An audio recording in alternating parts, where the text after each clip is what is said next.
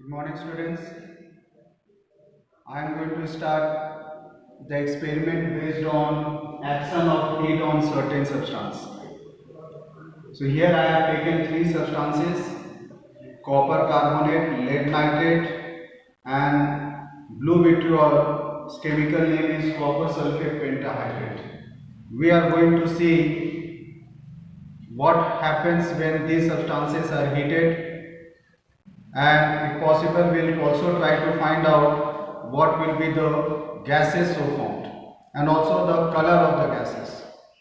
In short, we are going to observe, or we are going to make the observations when these substances are heated. So as I have said that I am going to take three such compounds. I will show you the compounds. This is lead nitrate, and if you see, this is a white crystalline solid, looks just like common salt. Then another substance that we have to work with will be blue vitriol. As the name only says, it is blue in color. You can see this is how it looks. It is also crystalline in solid. And then we have copper carbonate. Formula is CuCO3. You can also call it cupric carbonate, and it is amorphous powder. It is not crystalline, instead it is amorphous, and it is also green in color. So we are going to see, and I will show you how the color changes when we heat these substances. So I am going to first start with copper carbonate. You can see, I have just shown you it is green in color, but slowly when we heat it, you will notice that the color changes to black, and the black is due to the formation of a new substance called copper oxide. And you can see the equation also. Copper carbonate when is heated gives cupric oxide, which is black in color. So let us start. So for this I have taken a test tube, and I will take a small sample of copper carbonate in it.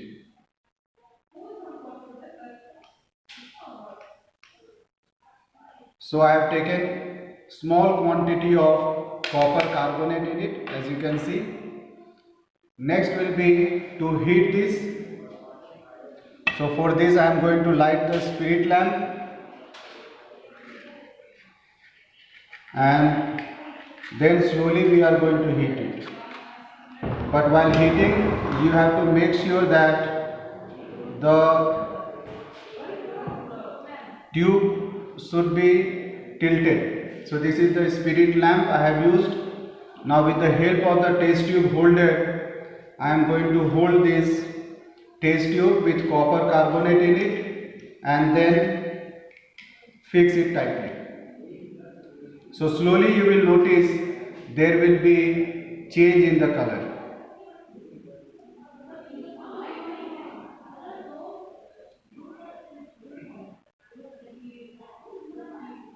So don't keep the test tube upright and always keep it away from your face.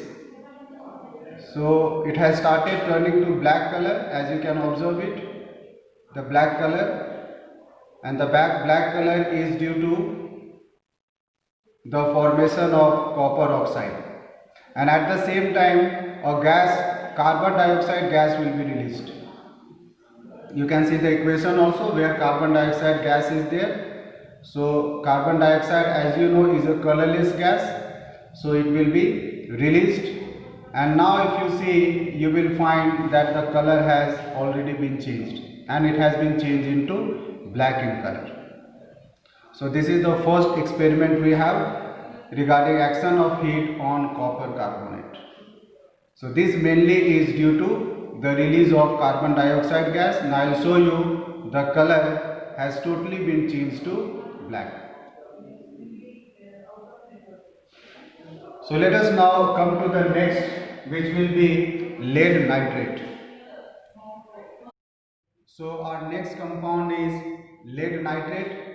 It is a white crystalline solid. I have just shown you. And let us take a small sample of this white crystalline solid of lead nitrate, and we will see the color will be changed to yellow color.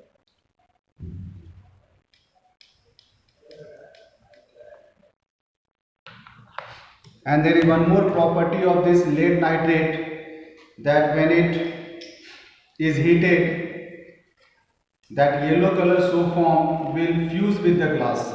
That means it will stick with the glass, and sometimes it is very difficult to remove also. So here we have taken, and you will find on heating the entire test tube will be changed to reddish brown color. The reddish brown color is due to the release of nitrogen dioxide gas, and there will be one more gas, oxygen gas, that will also be releasing at the same time. You can see the equation. The product will be lead monoxide plus nitrogen dioxide and oxygen gas. So I am heating it now, and I will show you how will the color be changed. It will be changed to yellow in color. And you may also hear the crackling sound of the decomposition of lead nitrate. I think you can hear this sound. This is the crackling sound. And you will find that reddish brown gas has started to released. As you can see, the color of the test tube has begun to change. This whole part of the test tube has been changed to reddish brown color due to the release of nitrogen dioxide gas. And if I show you this compound, this has been changed to yellow in color. Okay, the compound has been changed to yellow color. May not be so visible, but it is yellow in color. You can see the fumes also. The fumes coming out through the test tube, which is also reddish brown in color. And remember one thing, this nitrogen dioxide gas is an acidic gas. So when I bring a moist blue litmus paper in front of the test tube or in contact with the fumes, it will be changed to red in color. So now the color has been changed to yellow color, as you can see. So this we have the heating of lead nitrate. Now the next compound what we are going to take will be copper sulfate pentahydrate. Formula is CuSO4 5H2O, and I have already shown you how the salt looks. It is blue crystalline solid. I am going to take a small sample in this test tube. So I have taken this. It is looking blue in color, but when I start heating, slowly you will find the color changes to white color, and this white color is due to the release of 5 molecules of water.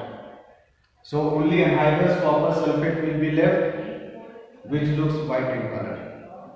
So let's see. And at the same time, this water, what has been released, you will find it just depositing on the wall of the test tube. This is how it will be.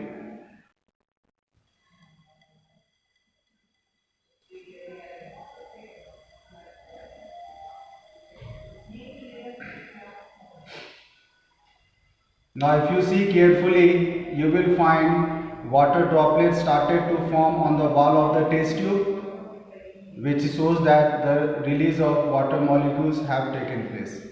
And at the same time, the color slowly has started changing to white color. I will show you.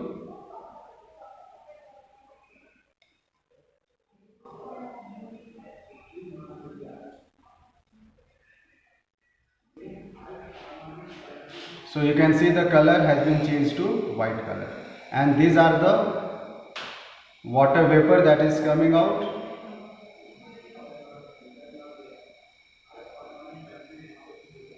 So you can see the entire test tube has been deposited with few water droplets.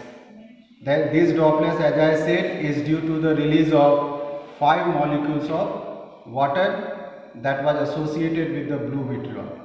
So as long as that blue vitriol contains water molecules, it looks blue in color, but as it releases these water molecules, it is changing to anhydrous powder and is white in color. You can see the color has been changed to white.